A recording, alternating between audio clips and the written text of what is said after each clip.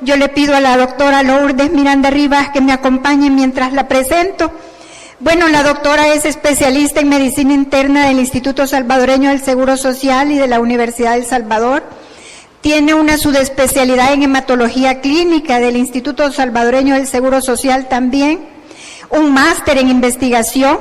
Además, ella es socia del Colegio Médico Salvadoreño, de la Asociación Salvadoreña de Medicina Interna, de la Asociación Salvadoreña de Hematología y de la Asociación Europea de Hematología.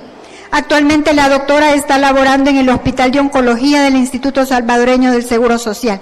Bienvenida, doctora. Un gusto tenerla aquí. Bueno, muy buenos días a todos. Muchas gracias por la invitación. Hablaré un poco acerca del abordaje de anemia, un parámetro general de qué es lo que debemos de dejar en un paciente que nos encontremos frente a un cuadro de anemia y que además de esto, cuáles son los exámenes básicos como para nosotros categorizar las probabilidades diagnósticas de un paciente. Para definir la anemia se define como un descenso de la masa eritrocitaria habitual de una persona, siendo suficiente para aportar el oxígeno necesario de las células y que actúen de una manera apropiada. Según la Organización Mundial de la Salud, se define como una hemoglobina menor de 13 en hombres, hemoglobina menor de 12 en mujeres. Sin embargo, se considera anemia en embarazada cuando la hemoglobina es por debajo de 11. Sin embargo, es necesario tener en cuenta algunas excepciones. Uno, no todos siguen esta regla, ¿verdad? Hay un porcentaje estadístico que es alrededor del 2.5% en el que las personas pueden tener, ejemplo, en los hombres, un valor de 12.5 y no necesariamente decir que nos encontremos frente a anemia, sino que el paciente tuvo toda su vida ese valor y es probablemente su rango normal de hemoglobina. Pero para nosotros saber si ese 2.5% se encuentra dentro de la normalidad fisiológica es bien difícil. Siempre es recomendable realizar los estudios y si no hay ninguna causa determinada y el paciente se mantiene estable con esos valores, realmente no hay por qué preocuparnos. También hay que tomar en cuenta la altitud, la edad y el aumento del volumen plasmático. No es lo mismo una hemoglobina de 11, de 10.5 en un paciente con cirrosis, ascitis, insuficiencia cardíaca y edemas periféricos que nosotros podemos categorizar en que tiene una anemia dilucional, además de una anemia asociada a enfermedad crónica. La altitud, tampoco vamos a esperar niveles de hemoglobina de corte de 13 o de 12 en países como México, Bolivia, o si digamos tenemos un paciente que ha viajado recientemente, probablemente venga con valores de hemoglobina más altos que los que nos encontramos acá, ¿verdad? Y también hay otras enfermedades como mieloma múltiple o cánceres que nos pueden predisponer a anemia y no necesariamente encontrarnos a cuadro de pérdidas o déficits nutricionales. Ya vamos a hablar un poco de la clasificación. Entonces, la fisiopatología, estamos acostumbrados a que la fisiopatología o es esto, o es esto, o es esto. Sin embargo, les vengo a abrir un campo de oportunidades o de visión diferente en el cual ustedes deben de mentalizarse que la causa más frecuente de anemia es una combinación de mecanismos. Ejemplo, tienen ustedes un diabético, un hipertenso o un paciente que ha tenido tratamientos de larga data por unas insuficiencias venosas infectadas. ¿A qué creen ustedes que se puede deber si les llega con anemia de 10? 1, probablemente sangre de las úlceras.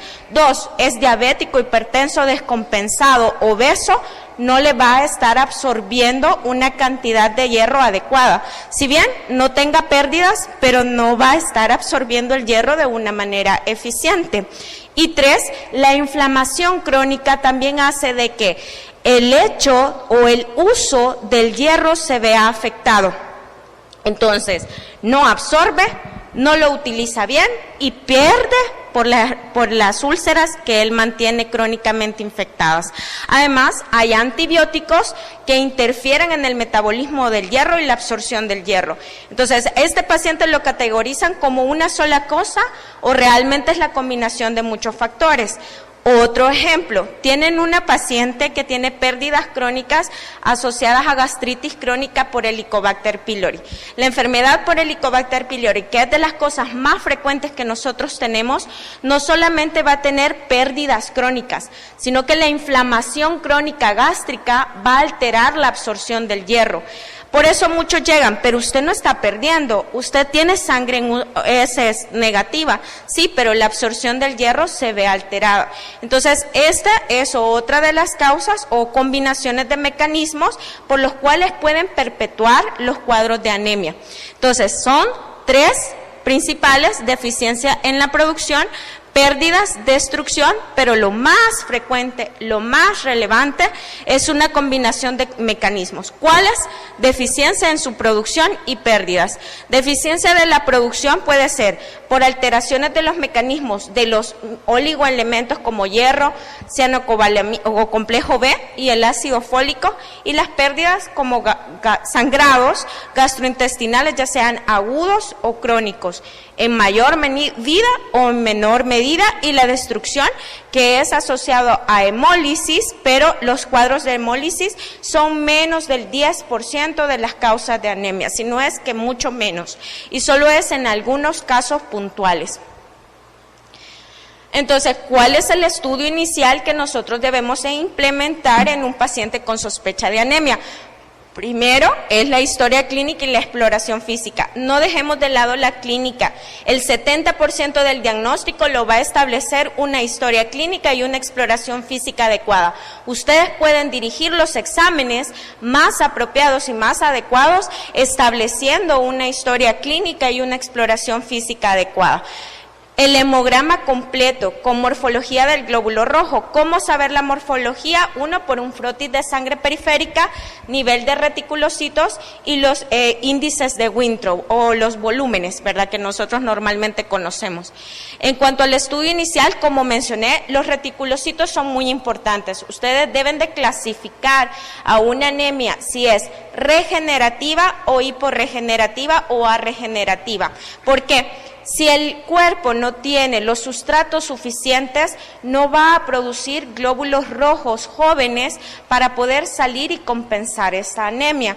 Incluso las anemias por deficiencia de hierro, por B12, ácido fólico o que haya una mala absorción de estas vitaminas, pueden generar anemias arregenerativas o hiporregenerativas si son de mucho tiempo de evolución.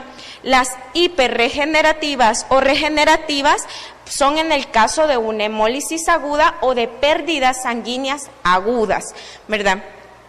Y se recomienda, pero esto no se encuentra ni en todos los laboratorios ni a nivel periférico, un estudio inicial de hierro. Ferritina, transferrina, capacidad, índices de saturación. Esto es lo ideal cuando nos encontramos frente a anemias de sospechas de sangrado o anemias arregenerativas crónicas o asociadas a sangrados crónicos. Sin embargo, un perfil de hierro completo, o sea, que incluye todo esto, anda alrededor de $250. No todos los pacientes tienen para pagar eso, ¿verdad? Entonces, ¿qué es lo mínimo que yo les diría? Tómenle al paciente. Es el hierro sérico, la ferritina. ¿Por qué no la aconsejo? Porque todo diabético o todo paciente con una enfermedad crónica inflamatoria va a tener ferritina alta. Entonces, lo puede confundir a ustedes. Puede decir, no, pero la ferritina está normal, no está baja. No es un paciente que sospechemos deficiencias o alteraciones del metabolismo del hierro. Entonces, lo que se aconseja es tomar el hierro sérico y la captación, porque muchos de los laboratorios no tienen saturación. Son muy pocos los que sí lo cuentan. Sin embargo, la saturación de transferrina es la más específica para detectar alteraciones del metabolismo del hierro. Y el famoso índice reticulocitario, el cual nos determina si la cantidad de reticulocitos que nosotros tenemos es proporcional a esta anemia. Esto pues sí ayuda, pero yo les diría a ustedes de forma general qué es lo que deben de fijarse en un hemograma, porque a veces interpretar el porcentaje de eritrocitos en relación a una anemia, por ejemplo de 8, es un poquito complejo o se pueden confundir a la hora del cálculo. Es evidenciar la cantidad de reticulocitos totales. Por ejemplo, si tienen un paciente con reticulocitos por debajo de 50,000, independientemente del grado de anemia que tenga, se considera una anemia hiporregenerativa. Si nos encontramos con un paciente que, como él mencionó, independientemente del grado de hemoglobina, tiene reticulocitos por arriba de 125,000, se considera una anemia regenerativa. Y así pues, ustedes no tienen que tener que corregir los reticulocitos para el hematócrito que presenta el paciente o sacar un índice reticulocitario, sino que de un valor absoluto, independientemente del grado de hemoglobina, poder determinar en qué categoría se encuentra. En cuanto a los índices reticulocitarios, bueno, ¿cuáles son los más importantes o los que más se utilizan? El volumen corpuscular medio y la hemoglobina corpuscular media. También tenemos la concentración de hemoglobina corpuscular media y el índice de dispersión reticulocitaria, que se llama RDW. ¿Cuáles son los más importantes para categorizar? Realmente todos. Eso es lo que yo como hematóloga veo. Pero ¿qué es lo que les pido a ustedes que vean para categorizar a un paciente? Son estos dos, la hemoglobina corpuscular media y la volumen corpuscular medio. El volumen corpuscular medio, ¿a qué se refiere?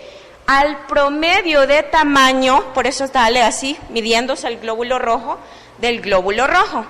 La hemoglobina corpuscular media se refiere a la concentración de hemoglobina de promedio en cada eritrocito. Y la concentración de hemoglobina corpuscular media se refiere a la capacidad que tiene esta hemoglobina de transportar oxígeno, por eso sale así como con fuerza, porque puede ser que tenga una concentración de hemoglobina, pero no funcione de una manera adecuada.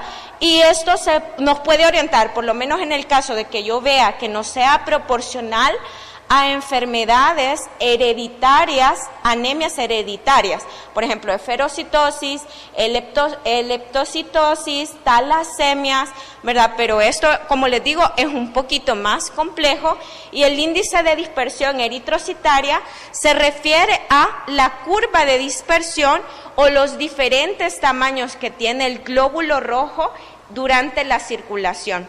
Cuando este índice es muy amplio, el valor normal es alrededor del 10 al 17%, pero si nosotros tenemos índices por arriba de este valor, nos pueden indicar cuadro de hemólisis. ¿Por qué? Porque está el cuerpo queriendo sacar diferentes tamaños de glóbulos rojos para compensar la anemia, o cuadros de pérdidas agudas, ¿verdad? Y por eso el índice puede ampliarse. Bueno, en cuanto a la clasificación, como yo dije, lo primero es ver cuánto tiene de anemia, determinar si es regenerativa o arregenerativa y determinar su volumen, ¿verdad?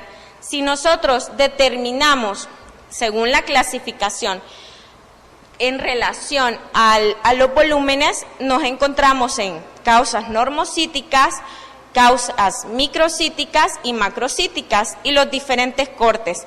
Sin embargo, estos cortes pueden variar dependiendo del laboratorio. Yo les traigo así como, ¿cuándo voy a decir que es normocítico? No se aprendan lo de los laboratorios, sino que de una forma general. Microcítica menor de 80, normocítica de 80 a 100, macrocítica mayor de 100. Y justo, ahí equiparan ustedes con cualquier laboratorio, porque a veces, y se los digo de verdad, me refieren pacientes con volúmenes de 97, con una hemoglobina de 12,5, con macrocitosis. Según lo que les acabo de decir, ¿qué tipo de anemia sería? ¿Sería realmente macrocítica o sería normocítica? Sería normocítica, ¿verdad? Y realmente 12,5 de hemoglobina, estaría yo en duda, bien para mí porque me lo mandan a la clínica, pero realmente no nos encontramos frente a una anemia real. Hay que hacerle pues estudio, y si el paciente mantiene esos niveles por alrededor de 120 días, que es la vida media del glóbulo rojo, probablemente esa sea la anemia de él, ¿verdad? Macrocíticas, como digo, arriba de 100, nos podemos encontrar frente a varias causas. Podemos clasificarse como megaloblásticas y no megaloblásticas. Las megaloblásticas, deficiencia de B12, deficiencia de ácido fólico o incluso fármacos como quimioterapia. Y las no megaloblásticas, destrucciones agudas, como en el caso de hemólisis, hemorragias agudas, hepatopatía, un vaso grande y causas como aplasia, síndrome mielodisplásico, que son enfermedades propias malignas de la médula ósea, e hipotiroidismo. En cuanto a las causas microcíticas, la más frecuente y la más importante, la causa de anemia en nuestro medio, el 80% corresponde a anemias por deficiencia de hierro. En la mujer, por sangrados menstruales crónicos, y en el hombre, si un hombre llega con anemia asociado a pérdidas, la principal causa va a ser cáncer. ¿Dónde? Ustedes deben de determinar dónde, pero lo más probable, o que sangre a nivel gastrointestinal, puede ser incluso, bueno, hoy el Helicobacter también ha quitado varias cosas que nosotros teníamos pensado, pero si llega un hombre con anemia asociada a pérdidas, lo primero que ustedes deben descartar es que no nos encontremos frente a una condición neoplásica, gastrointestinal, principalmente estómago o colon sangrados crónicos. Entonces, asociado a microcitosis, pues alteraciones del metabolismo del hierro, como les mencioné, diabéticos, hipertensos, todas las enfermedades inflamatorias como artritis reumatoide, lupus, pueden condicionar una anemia crónica por alteración de la absorción de hierro.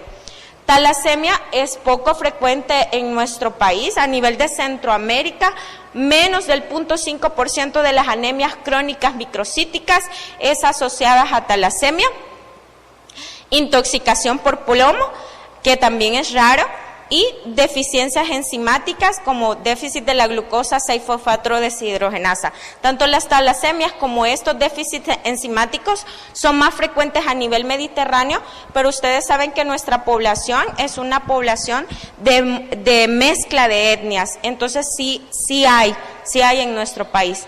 Y en cuanto a las causas normocíticas, lo más importante es descartar hemorragias asociadas, ya sean crónicas o agudas, enfermedades crónicas inflamatorias, como mencioné, y causas medulares, pero esto es de lo último. Al clasificar al paciente y nosotros tomarles un perfil de hierro y no tener esa la causa, ya debemos de sospechar frente a una anemia normocítica causas propias de la médula ósea, más que todo cuando son hipo o regenerativas. Bueno, en cuanto a la orientación diagnóstica, como mencioné, lo importante en el cuadro de anemia es ver el recuento de reticulocitos. Esto es lo más importante, saber si es una causa por deficiencia de factores o propia de la médula, o es porque se están destruyendo o están perdiéndose de una forma aguda. Si lo tenemos en un recuento alto, se debe a una pérdida excesiva de eritrocitos y podemos estar frente a hemólisis o hemorragias. Si está normal o bajo, pues hay que ver si es una producción disminuida o ineficaz por una enfermedad propia de la médula ósea. Aquí es donde vamos a utilizar el volumen. Si el volumen se encuentra bajo, generalmente va a ser causa por deficiencia de hierro. Si se encuentra normal, puede ser cualquier enfermedad que afecte propiamente la médula ósea, o se encuentra con un volumen alto, deficiencia como B12, ácido fólico o enfermedades propias de la médula ósea, así como enfermedades hepáticas, hipotiroidismo y afección del vaso o un vaso grande.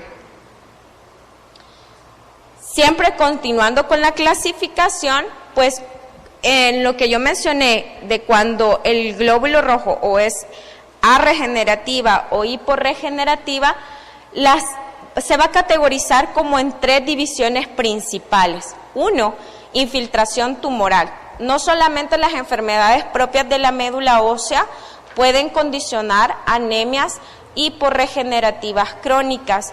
No sé si se han encontrado ustedes con el caso de pacientes con cánceres, por ejemplo, cáncer de mama, cáncer de colon, cáncer de próstata, que presentan anemia. Y no necesariamente es por pérdidas. Uno puede ser por quimioterapia o radioterapia recibida del paciente, o si está en un cuadro avanzado o metastásico hacia los huesos de la enfermedad, no va a producir una cantidad suficiente de glóbulos rojos. Estos pacientes de por sí van a debutar o van a tener cuadros de anemia persistente y no deben de tratarse con hierro. ¿Por qué? Porque su metabolismo del hierro no está alterado. Una de las cosas que traigo acá es que nuestro deber es determinar la causa por el cual el paciente está presentando esta alteración. Tomar un perfil de hierro, como yo les digo, dos cosas básicas, determinar si es hipo o hiperregenerativa, nos hace la diferencia. El tratar a una persona con anemia, con tabletas de hierro, de forma permanente, va a condicionar, si no tiene daño hepático, a una cirrosis, porque el hierro o la sobrecarga de hierro provoca cirrosis. ¿Cuánto esperan ustedes que un paciente con anemia por deficiencia de hierro mejore al iniciar un tratamiento con hierro oral? ¿En cuánto tiempo debe de mejorar esa anemia?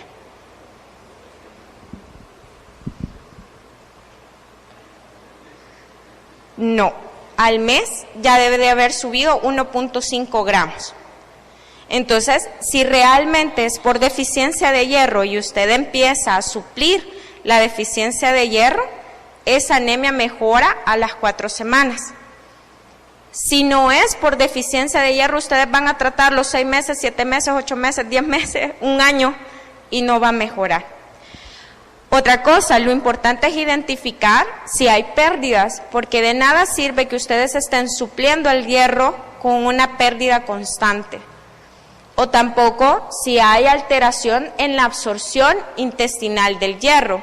El hierro se absorbe principalmente al final del intestino, del estómago, en unión con el duodeno.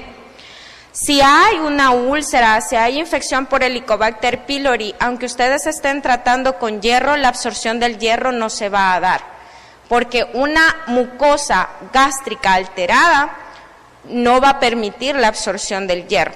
Entonces, si ustedes identifican que hay ferropenia, pero el paciente refiere reflujo o gastritis de forma frecuente, aunque ustedes traten con hierro oral, no se va a curar. Entonces, es importante dirigir el tratamiento a la condición en la que el paciente se presente.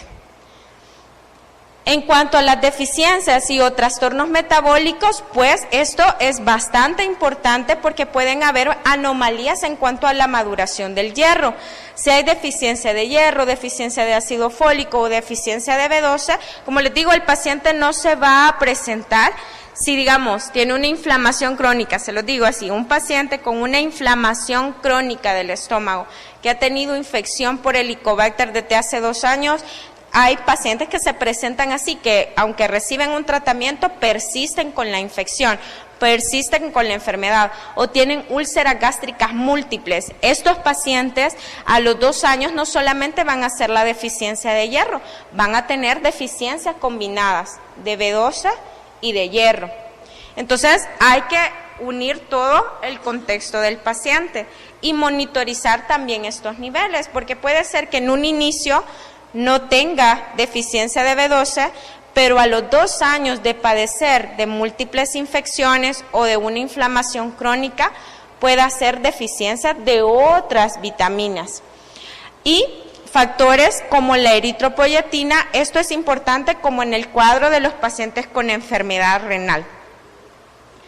Ya me enseñaron que queda poquito tiempo, entonces solo les voy a hablar un poco de los cuadros de macrocitosis por hemorragias agudas o hemólisis. Las hemorragias agudas o los cuadros de hemólisis se pueden categorizar en 2 tipos. las que se dan a nivel periferia o extravascular y los que se dan intracorpuscular o intrínseca. Para mencionar los que son intrínsecos, son prácticamente alteraciones propias de los glóbulos rojos, y las extracorpusculares son las más frecuentes. Infecciones, causas mecánicas como pacientes con valvulopatías, prótesis valvulares. Lo más frecuente en nuestro medio son por causas inmunológicas, como asociadas a colagenopatías o posteriormente a una infección viral. Con esto de la infección por COVID, fue muy frecuente ver pacientes con anemias hemolíticas agudas asociadas a infecciones virales, ¿verdad? Y también plaquetopenias en estos pacientes. Las manifestaciones clínicas dependen del grado de anemia. Otra cosa que yo traigo a discusiones, antes de que ustedes transfundan a un paciente con una hemoglobina de 8 y el paciente no tiene mayor síntoma que al esfuerzo o al caminar una cuadra se cansa, no lo transfundan. Determinen si es por deficiencia de hierro. ¿Por qué? Y si es por pérdida crónica, puede esperar un poco el paciente. El hecho de que ustedes transfundan es pasarle el órgano de una persona totalmente desconocida a otra persona. Si me preguntan a mí, ¿dejaría transfundir a mi mamá, a mi papá o a mí? No, porque con el tiempo se generan reacciones de sensibilidad. Entonces, recibir la sangre de alguien que no conozco es de pensarlo. No se diga en el paciente. Si es por causa asociada a deficiencia de hierro, a las 2 semanas de administrar hierro por vena va a mejorar. Entonces, lo mejor es determinar la causa. Si es por hemólisis, también el hecho de transfundir empeora el cuadro de hemólisis. Imagínense si una persona está reaccionando frente a su propia sangre, recibir una sangre extraña e inmunogénica, le van a agudizar más la anemia. Entonces, lo más importante, si no tiene coranémico, si no tiene síntomas, es determinar la causa. Si es mayor de 7, no lo transfundan. Si es menor de 7 y hay compromiso, transfúndanlo. Pero determinen la causa primero, ¿sí? Y pues hasta ahí me quedo.